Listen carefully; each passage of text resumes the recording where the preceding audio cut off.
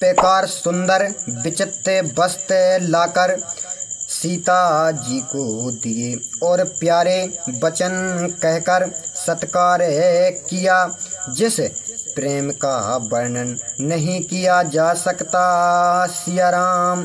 फिर अनसुईया जी सरल और मीठी वाणी से स्त्रियों के कुछ धर्म संपेक्ष में कहने लगी कि हे राजकुमारी, सुनो, माता पिता और भाई हितकारी तो होते हैं, परंतु ये सब थोड़े ही काल तक है।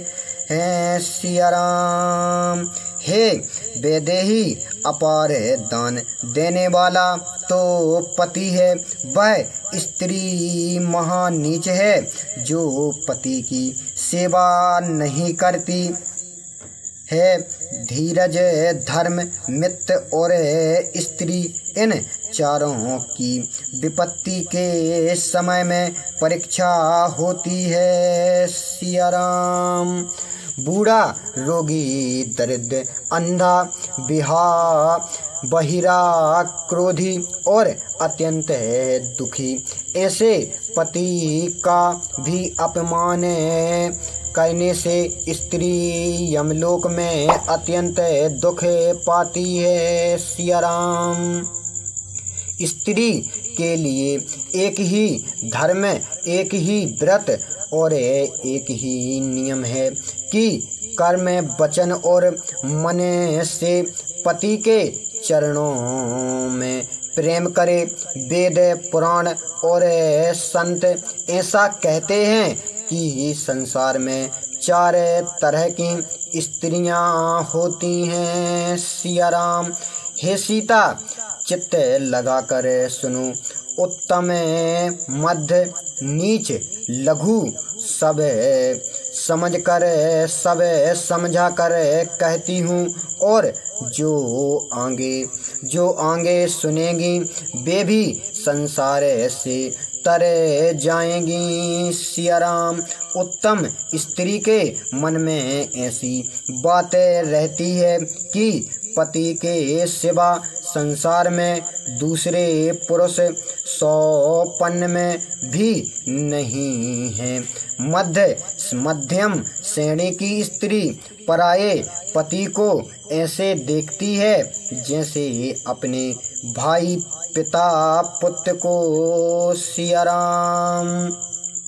वेद ऐसा कहते हैं कि जो स्त्री अपने धर्म को विचार कर और कुल की प्रतिष्ठा को समझकर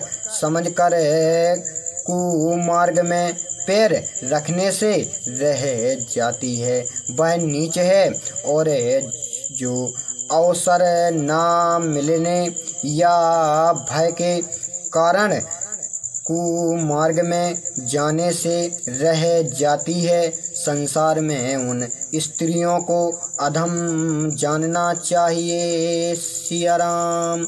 जो स्त्री अपने पति से छल करके दूसरे पति से प्रेम करती है, वह 100 कल्प तक घोर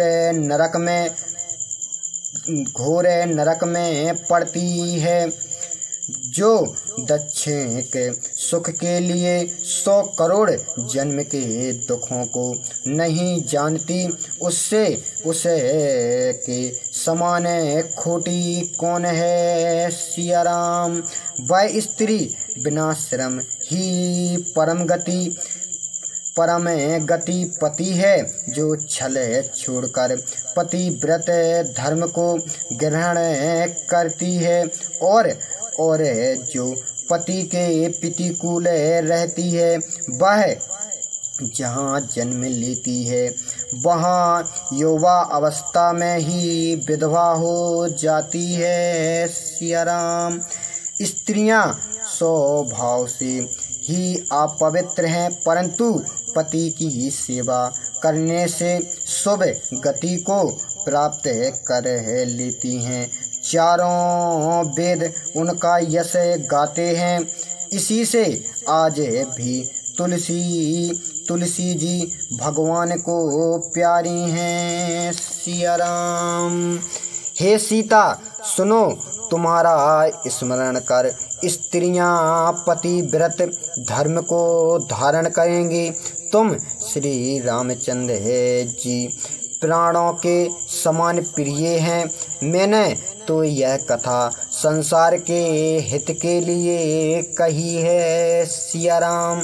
यह सुनकर सीता जी ने अत्यंत सुख पाया और आदर के साथ उनके चरणों में सिर नवाया। तब कृपा निधान श्री रामचंद्र जी ने मुनि से कहा कि अब आज्ञा हो तो दूसरे वन में जाऊं। सिया राम।